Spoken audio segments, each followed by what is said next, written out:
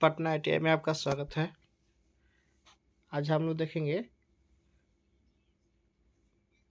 पहले वाले वीडियो का आगे का क्वेश्चन देखेंगे हम लोग।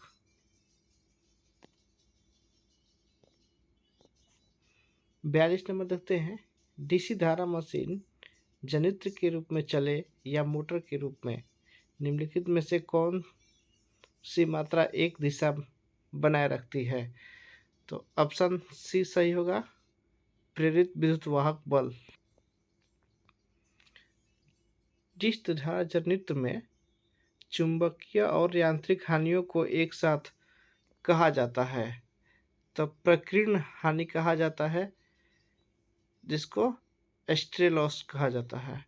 Option number B. डिस्ट धारा जनित्र में दिक् परिवर्तक का एकमात्र उद्देश्य है प्रेरित प्रत्यावर्ती धारा को डिस्ट धारा में परावर्तित करना। ऑप्शन नंबर बी सही। एक DC जनरेटर की अधिकतम दक्षता के लिए शर्त है, तो ऑप्शन सी सही होगा, परिवर्तनीय हानियां बराबर स्थिर हानियां। सीरीज मोटर लोड करंट होता है, तो ऑप्शन नंबर ए सही होगा, IA बराबर ISC।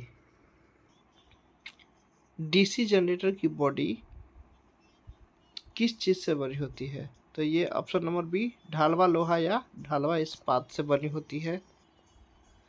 कर्षण यानी ट्रैक्शन कार्य के लिए किस मोटर का प्रयोग किया जाता है? तो DC सीरीज मोटर का प्रयोग किया जाता है। ऑप्शन नंबर ए सही है। डिस्ट धारा जनित्र में उत्पादित विद्युत वाहक बल किसके समानुपाती होता है? तो ऑप्शन नंबर बी होगा, ध्रुव अभिवाह। डिस्ट धारा जनित्र में आर्मेचर प्रतिक्रिया किसके द्वारा निर्मित होती है? तो ऑप्शन नंबर सी सही होगा, आर्मेचर की धारा के द्वारा निर्मित होती है। आगे देखते हैं। एक डिस्ट धारा यानी DC मशीन ने ब्रश पर स्फुलिंगन की सबसे संभावित कारण क्या है? तो ऑप्शन नंबर बी, आर्मेचर में खुली कुंडली या अंतराध्रुव इंटरपोल और गलत ब्रशिंग दाब के कारण। डिस्ट धारा जनित्र में दिक् परिवर्तक प्रक्रिया में मुख्य रूप से क्या होता है? तो ऑप्शन नंबर सी, चुंबकीय उदासीन अक्ष यानी MNA को पार करने पर आर्मेचर कुंडली में धारा का व्युत्क्रमित होना। डिस्ट धारा मशीन का आर्मेचर किससे बना होता है? तो ऑप्शन नंबर ए, सिलिकॉन स्टील से बना होता है। डिस्ट धारा शंट जनित्र का मुख्य दोष क्या होता है? तो ऑप्शन नंबर बी, भार के साथ टर्मिनल वोल्टता में थोड़ा कमी आती है। यदि Z आर्मेचर कंडक्टर की कुल संख्या और P पोल की संख्या है तो किसी समांतर पथ में आर्मेचर कंडक्टर की संख्या क्या होगी? तो ऑप्शन नंबर डी, Z/P। एक मशीन के कोर के लिए पटलित निर्माण का उपयोग किसको कम करने के लिए किया जाता है? तो ऑप्शन नंबर सी, भंवर हानि को कम करने के लिए किया जाता है।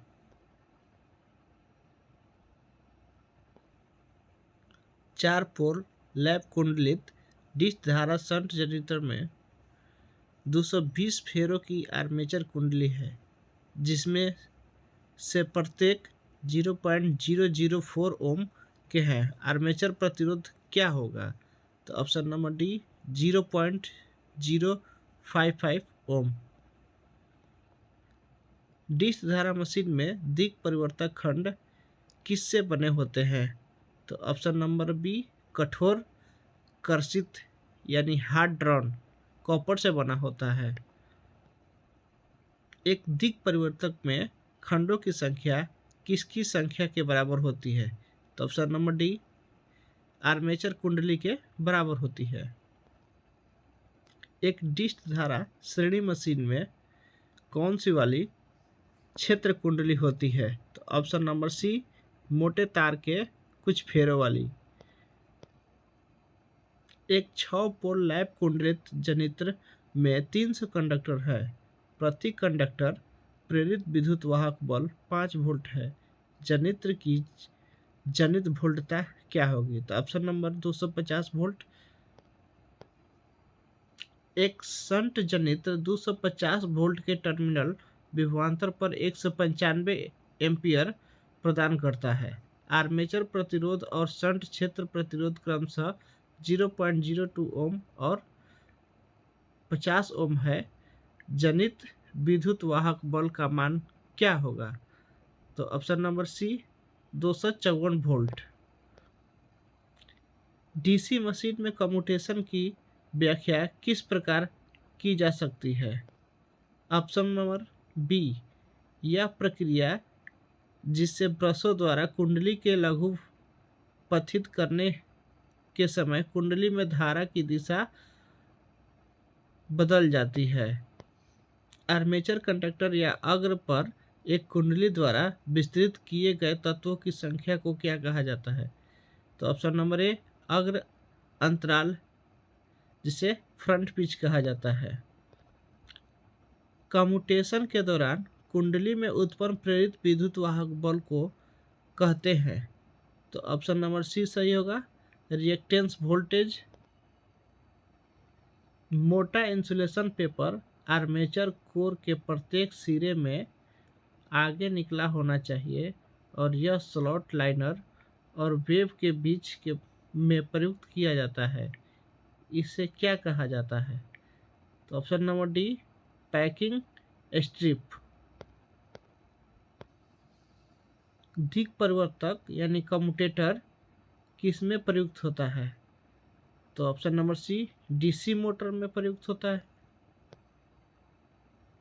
100 खांचों वाली और प्रति खांचा 10 चालक युक्त 10 ध्रुव तरंग लेपित जनित्र को जब एक 1200 आरपीएम में प्रचालित किया जाता है तो उत्पन्न विद्युत वाहक बल का परिकलन कीजिए।